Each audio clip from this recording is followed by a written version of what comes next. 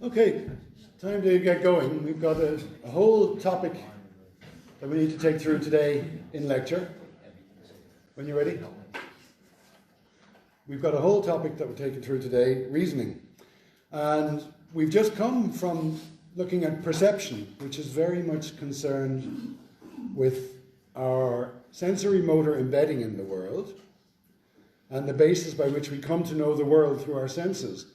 So that's very much in the empiricist camp, and those are empirical concerns. When we turn now to reason, we're right back at the other pole of the philosophy of mind with rationalism.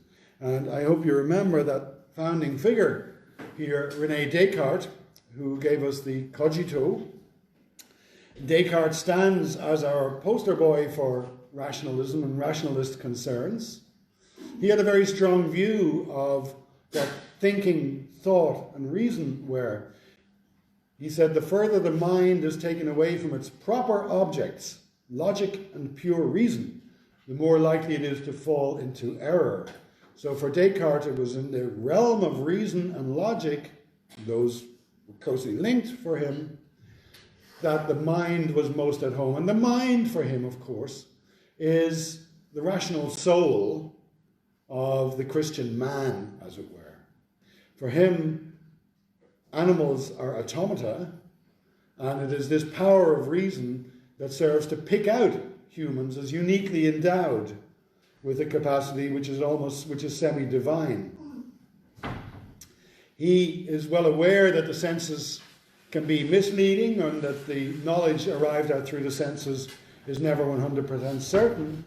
And when he says the purpose of philosophy is to direct the mind away from the confusing images of the senses towards the indubitable truths contained within the mind itself. Now, he was speaking in 17th century France. We are not in 17th century France. We do not have precisely the same concerns, at least, as Descartes. Descartes was very clear. He wanted to characterize humans, or mankind as it was then called, as qualitatively different from all other animals. This form of human exceptionalism, this attempt to classify humans as radically different from all other animals, has often leaned on two crutches. One is language, and the other is reason. And we've seen this even in contemporary cognitive psychology, where language has become very much central to consideration of thought. This is very much a rationalist perspective, and it downplays what we've just been concerned with, which is our sensory motor embedding in the world. So perhaps the first question for you to ask yourself is, do you consider yourself to be a creature of reason? Is your reasoning the principal feature that separates you from the brute beast? Are you well described as a reasoner? Well, if you don't have an answer to this, don't worry, we're going to check. That's what we're doing today. We're giving you all a reasoning checkup, okay? Like an NCT. First of all, we might note that reasoning is perfectly obvious in the animal kingdom if you look. Here, for example, some classic observations of Wolfgang Kohler, of chimpanzees solving problems, clearly using something like reason, assembling tools out of multiple parts, putting together pallets and crates in order to climb up and reach something. So clearly there's something very much like what we would consider to be rational thinking going on here. Now, of course, as we get further away from the human base, our observations and our interpretations become less secure. I'm not sure how to characterize the inner life of a spider or a paramecium. Birds fly, humans reason. Perhaps reasoning is just sort of a thing we do, like building webs is for spiders. It might be just a weird habit. But we certainly see resonances much further afield than chimpanzees. So here's an example of Betty the crow, who is well known for her ability to make tools. So she's got a cylindrical jar here. There's a treat at the bottom, and she has a piece of wire to get it, but the piece of wire is unsuited to the task. It's not really much good for it, so she gives it a good try. So she takes the piece of wire out, and bends it using the rock to fashion a serviceable hook. And then she uses the hook to obtain the treat. And Betty does this reliably. She's well known for her reasoning ability and her ability to fashion tools. And she's a crow, bird brain. Of course, interpreting birds is difficult, and we want to be careful not to use the wrong concepts in describing them. And we'll see that we need to exhibit the same caution with respect to ourselves. So what is this reasoning as it's typically understood within the rationalist perspective? It's not a straightforward way to arrive at truth from nowhere. Reasoning in particular doesn't help you to identify your goals or to characterize your problems. It may help you to achieve those goals and to solve your problems, but it does so by deriving new knowledge from old, as it were. It takes what you already know and allows you to go one step beyond to arrive at a new conclusion. And this was first formalized in the Western European context by our old friend Aristotle, who introduced this thing called a syllogism. And in a syllogism, we have a number of premises. There are two premises there: all men are mortal, and Socrates is a man. And the game that's played here is to consider those as things that you know. So if you know these for sure, if these are facts in your worldview, then you can conclude from them that Socrates is mortal. Verify for yourself that that is true. If it's true that all men are mortal, and it's true that Socrates is a man, then it is necessarily true that Socrates is mortal. Notice that there's no guarantee that you're going to end up with anything that resembles truth here. If your premises are nonsense, then the consequences that you draw from those premises will be nonsense as well. Now, Aristotle is concerned here with a certain kind of logical reasoning in which something called truth is preserved. So we described the premises as true, and if they are true, then the conclusion is necessarily also true. This quality of truth preservation is a property of many kinds of systems of logic. There's not only one kind. It's not a property of all reasoning. So we're going to distinguish three kinds of reasoning: inductive reasoning, abductive reasoning, and deductive reasoning. Who's confident they know the differences? Probably not. They're important. The differences are important. Inductive reasoning is very simple. You come out of your cave every morning and you look over in the east and there's the sun coming up. And it did it yesterday and it did it the day before. And you go check with your parents and they tell you every day that they came out of the cave, the sun came up in the east. And as long as we have records, the sun came up in the east. So you make the confident prediction that the sun is going to rise in the east tomorrow. So you're going from past observations and using those to make predictions about the future. Induction does not guarantee that the conclusion is true. In the case of the sun coming up, the sun is probably going to come up in the east tomorrow as well as yesterday and today. But here's a turkey who's been fed every day up till today. Every single day he's been fed. What the turkey doesn't know is that today is the 23rd of December and tomorrow is for the chopping block. So the turkey can apply inductive reasoning and he will arrive at a conclusion that is not the case. So conclusions arrived at through inductive reasoning are probabilistic. They're based on past experience, and even if all your statements about your prior observations are 100% factual, that does not guarantee the truth or the veracity of the conclusion that you reach. So inductive reasoning has this ability to draw on past observation, to look towards the future, and we need to be careful and separate it from some other kinds of reasoning. Inductive reasoning and deductive reasoning get most of the press. Very little is spoken about abductive reasoning, and we're only going to mention it here as being kind of a generalization of that business, in which we take a variety of sources and try to reason towards a best hypothesis. So we can take a range of observations, we can mix new observations with prior knowledge, we can combine all that with hunches and heuristics and intuitions and best practice and looking things up in books. And so we can bring a whole lot of sources in order to reason towards the best hypothesis. So reasoning towards the best hypothesis using a variety of sources, abductive reasoning, is necessarily going to be much messier. But just like inductive reasoning, there's no guarantee. We don't formalize this and suggest that this is like some kind of a mechanical procedure that generates truth. We reserve that capacity for the third type of reasoning, which is deductive reasoning. In deductive reasoning, we adopt the stance taken by Aristotle there.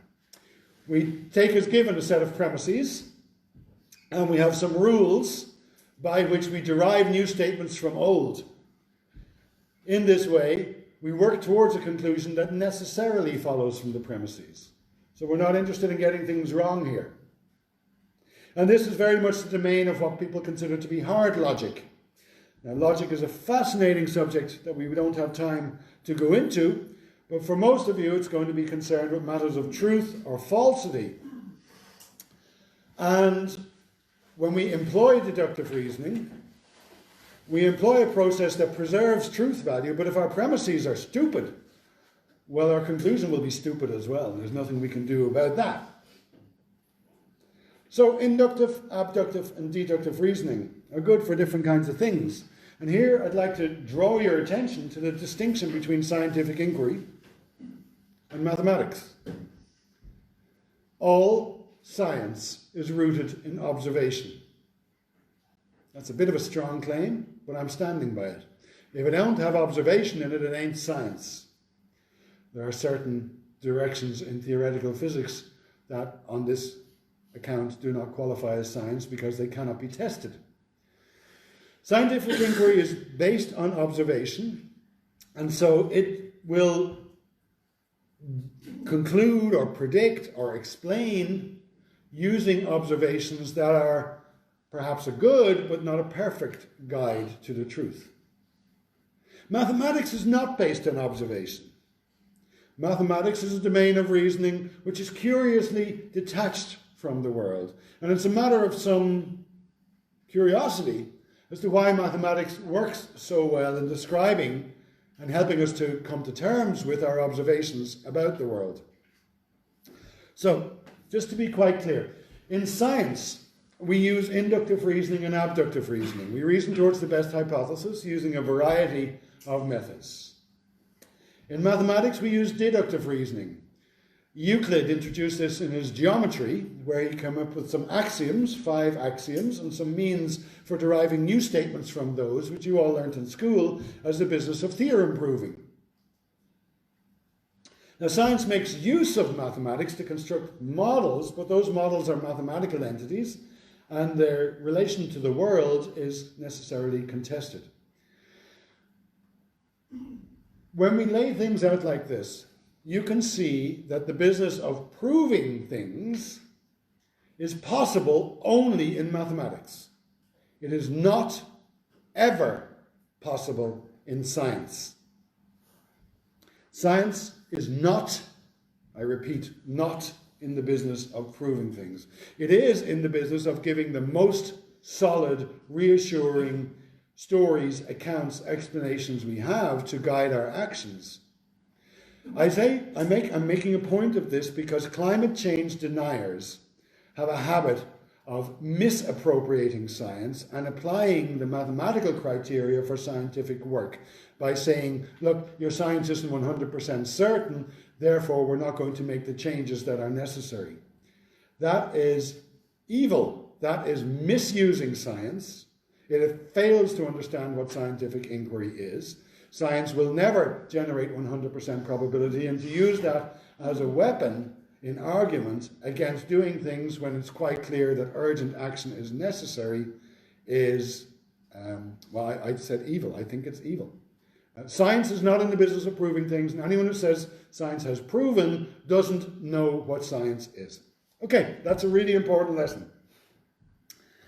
Inductive reasoning is one way of describing what's going on when we draw on past experience. I have a lot of experience of looking up at the sky and figuring out whether to take an umbrella or whether I want to cycle or drive. And I know that if the sky is getting very dark and cloudy, it's probably going to rain. And we could describe that as a process of inductive reasoning. It's drawing from past observation and making a probabilistic prediction about the future.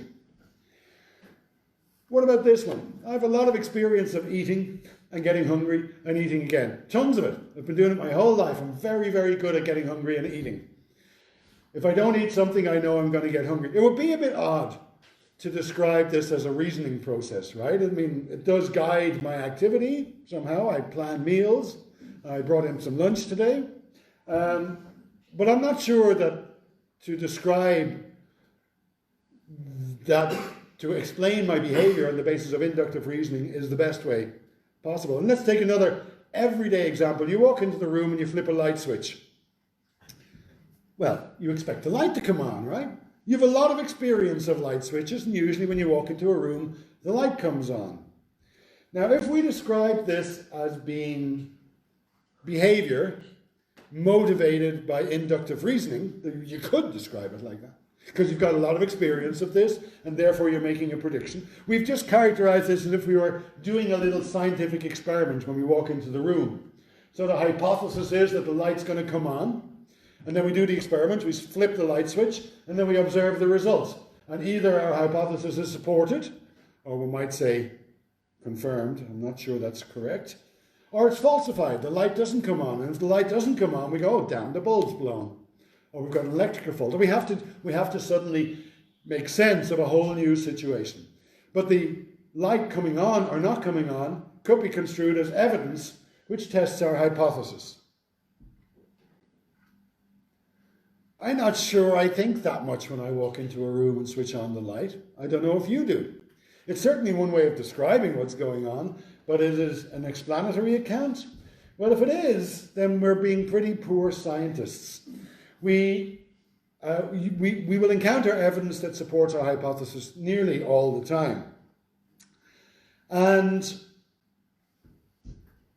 in a scientific experiment, we need to be open to evidence that will disprove or discount our hypothesis, that will make our hypothesis look less likely. And that's not really what I'm looking for when I flip the light switch.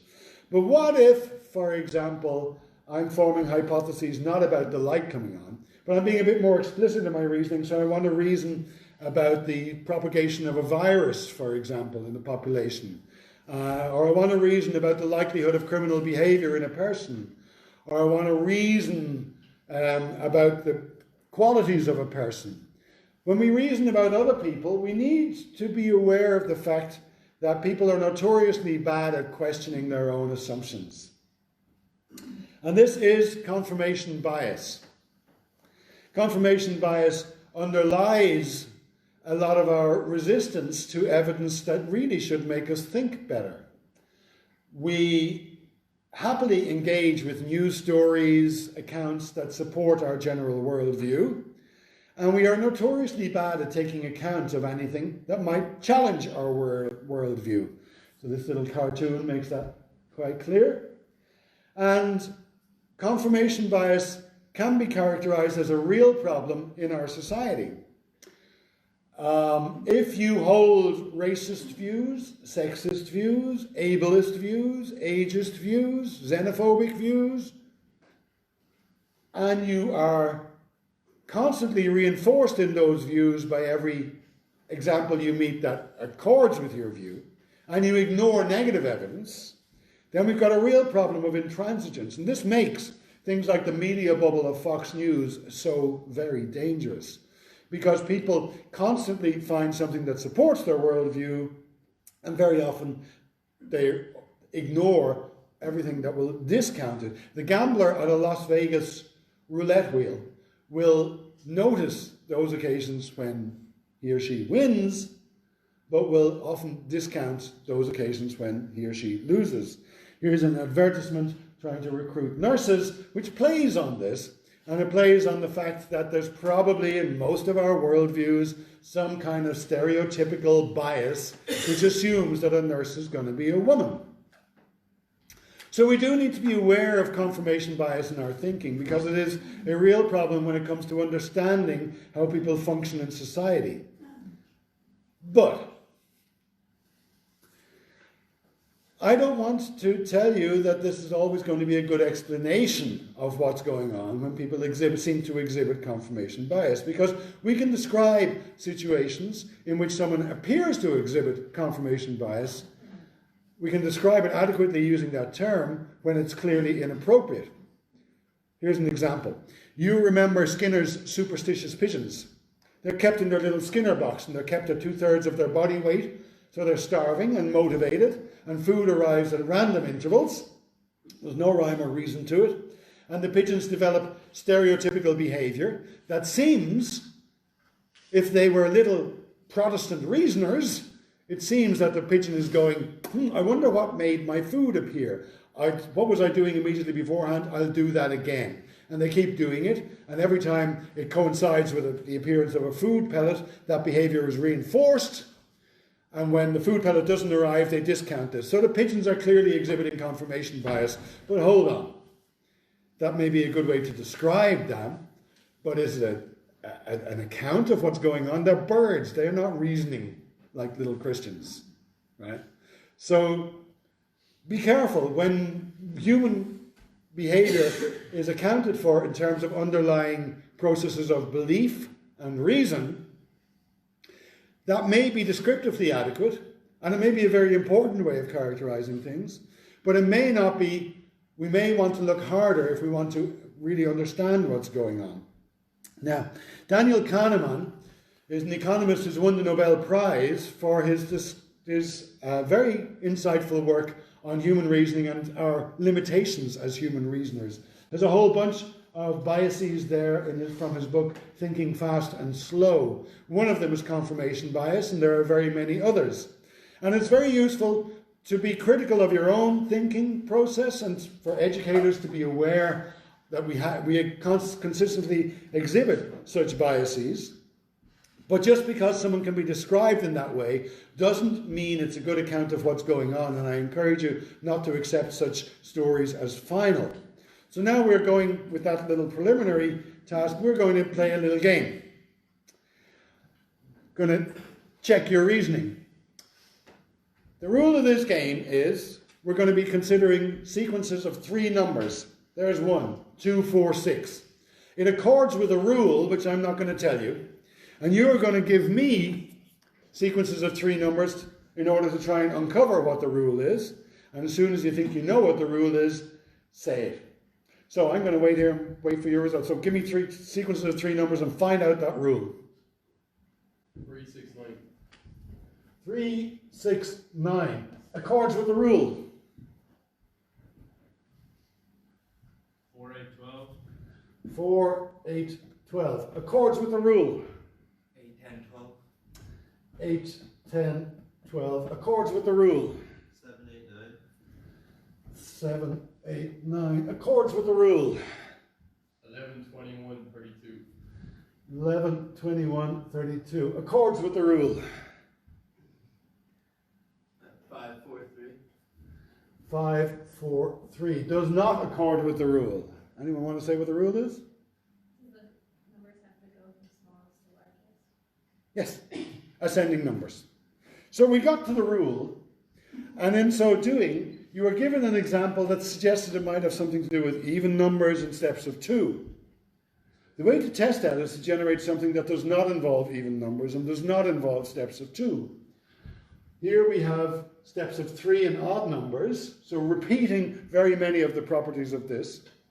Here we have even numbers, here we have even numbers and steps of 2. Here we have equal steps, here we're starting to get unequal steps. And finally here we get something that might challenge your worldview. In other words, one could describe what just went on as really poor reasoning. I'm sorry, you all failed the human test because you all exhibited confirmation bias. The way to test a rule is to generate a hypothesis that might falsify your view of what's going on. Not to reproduce the pattern, but to try and query it, be critical of it. So, confirmatory evidence comes from suggesting things like 468 or even 4812. Falsifying evidence is when you start to produce suggestions that might lead me to say no. So, on one account, you're all lousy reasoners because you all exhibited confirmation bias right after I gave you a lecture on confirmation bias. I explained confirmation bias and you demonstrated confirmation bias. What lousy reasoners you are. And there's a summary of the task. It's in your notes. Don't worry about it. But I want to suggest to you that that's a very, very poor explanation of what went on. And you're absolutely fine. There's nothing wrong with you. Because the example that was given had a very interesting, specific character to it. It seemed to exhibit a much stronger regularity than the one that I decided I was looking for. To ignore that strong regularity would be counterintuitive, wouldn't it? It would be to assume that the most obvious characteristic, the regularity here, is irrelevant. So I think in exploring these, you actually were reasoning perfectly well. You are, on one account, exhibiting confirmation bias. One can describe it that way. But I'm not sure that's a really good account of what was going on. And I think your reasoning is just fine. So, let's do it again. Well, we're going to move on to something else first. Here, you can have a look at that one. Figure out what penguins are good at. So, penguins are black and white. Some old TV shows are black and white. Therefore, some penguins are old TV shows. If your premises are nonsense and you don't know how to reason, we're going to get in real trouble. Deductive reasoning is, in many respects, easier to study than inductive or especially abductive reasoning. In order to study inductive reasoning, you have to have a whole bunch, you have to generate a lot of prior experience and to build people's intuitions. And inductive reasoning is never quite precise, but deductive reasoning, this is precision, this is maths and hard logic. Much easier because answers here are going to be right or they're going to be wrong, right? Even with the 246, that was inductive reasoning because we're building on prior experience in order to reach a conclusion. So you can never be sure you've got the rule. But deductive reasoning is much easier, so there's lots of experiments done here. And the general format of these is typically to take what are called propositions. Propositions are sentences about the world to which you can assign a truth value. That is, they are to be considered either true or false. And we're going to use those in a particular logical scheme called propositional logic. And here we're going to restrict ourselves to a very simple subset of the possibilities in the area. Specifically, we're going to be dealing with propositions like this. If P, then Q, where P here is a proposition. We'll call it the antecedent. And Q here is something called the consequent.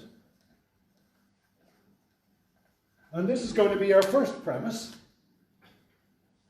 And we're going to have a second premise, and from that we're going to make a deduction. Okay, and this is going to be real easy. Propositions are sentences like the cat is on. Not every sentence is a proposition. Would you like some honey with that is not a proposition. It's not either true or false. It's a question. So lots of sentences are not propositions. The cat is on the mat can be understood to be a proposition. And notice that's a bit of a weird way of treating language, because to say that the cat is on the mat is either true or false, well, we'd actually have to do a bit more groundwork than that. We'd have to, where is the cat? Sorry, which mat? When? We didn't fix any of that, so it's nonsense to say the cat is on the mat is either true or false, but that's the game we're going to play. Okay? In ignorance of which cat, what mat, and when, and what counts as on. We're going to assume that we can make sentences, propositions that are either true or false. P here will be a proposition, Q here is a proposition. This is a complex proposition. It's specifically a conditional. And I'm going to show you some examples of reasoning that are so bloody simple you're going to wonder why we're doing this. So here's one. Modus ponens has a fancy Latin name. And it starts off, if P then Q, and then it asserts P, and it deduces, hold on to your hats, spoiler alert, Q. So, this is precisely the kind that Aristotle was very interested in. If Socrates is a man, then he is mortal. So P here is Socrates is a man. Q is he is mortal. Our first premise is, if Socrates is a man, then he is mortal. Our second one asserts the antecedent here. Socrates is a man. And we deduce, therefore he's mortal. Oh my God, that was hard, right? Makes you wonder why mathematics, why everyone has so much worry about mathematics. If this is reasoning, it's really simple. It's so blindingly obvious, you're wondering why I put it up there. The reason I put it up there is that there are minor variants on this that get a little bit trickier. So modus ponens is very straightforward. Here's another one, modus tollens. And here we're going to change this one to be, and I'm going to use a little sign here. This is going to mean not Q. Okay? So, if P then Q, not Q, what can we deduce? And the answer is we can deduce not P. And that'll be easiest if we use an example. So here's an example. P is going to be there's fire. It's either true or false. Here's Q is going to be there's oxygen. That's going to be true or false. And our first premise is if there's fire, then there's oxygen. We are now going to deny the consequent. There is no oxygen. There is not oxygen. And therefore we can conclude that there's not fire. I hope you can see this is perfectly valid reasoning. It's correct. It's a bit screamingly obvious as well, but maybe less screamingly obvious than the last one. Are we all on board? So there's the two of them, modus ponens and modus tollens, and you're wondering why the hell we're doing this, because it's so bloody easy. Right. They each have the form if P then Q. They differ in the second premises, and the conclusion drawn is necessary. That is, if P then Q, and P implies Q. Absolutely. This is good reasoning. People are better at using modus ponens than modus tollens. You can see modus tollens has this negation in there. It has the use of not, and that sort of makes people uneasy. So, are people any good at this? That's reasoning in the good old Aristotelian sense. Well, here's one, for example. If Susan is angry, then I'll be upset. I'm upset, therefore Susan is angry. I could be upset for any reason, right? I'm upset because my budgie died. And Susan is not angry at all, but I'm still upset. So it doesn't necessarily follow from these two that Susan is angry. So one of these, this is if P then Q, and we're deducing wrongly P. So that is not a good idea. That is in fact a logical fallacy, and it looks a lot like some proper reasoning there, so we need to be careful. It's an invalid inference. It's one that's actually called, as a fancy name, affirmation of the consequent. Q is our consequent, so we're affirming it here. If P then Q, and we're deducing wrongly P. So here's another example. If I do well on the test, I will get drunk at the weekend. Assume that's true. I got drunk at the weekend. Assume that's true. It doesn't necessarily follow that I did well on the test. I could have got drunk anyway. Right?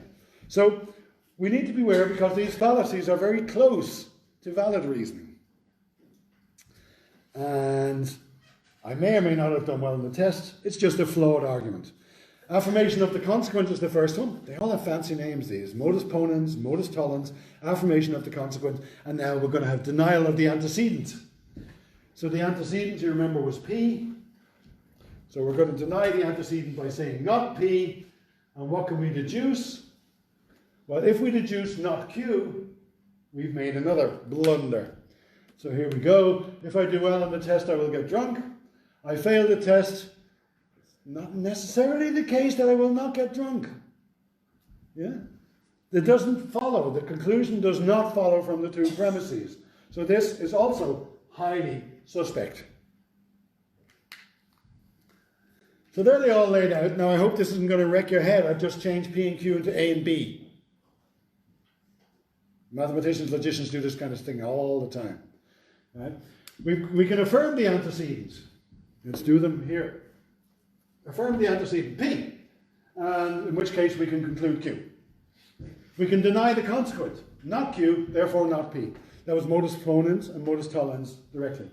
We can affirm the consequent, Q, and we cannot deduce anything from that.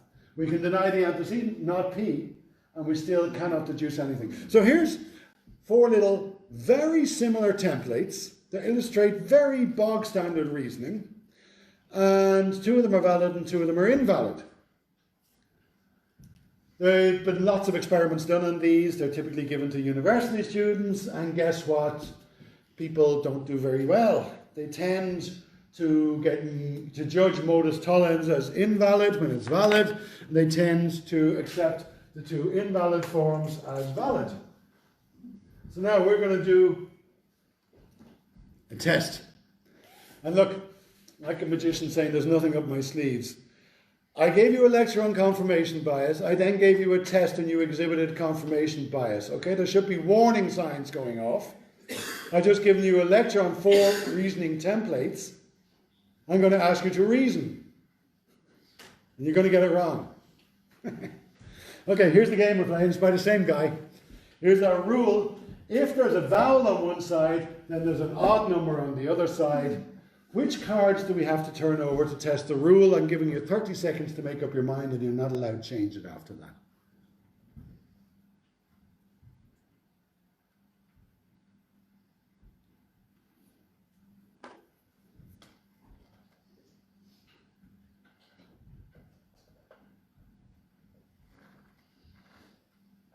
"15 seconds left.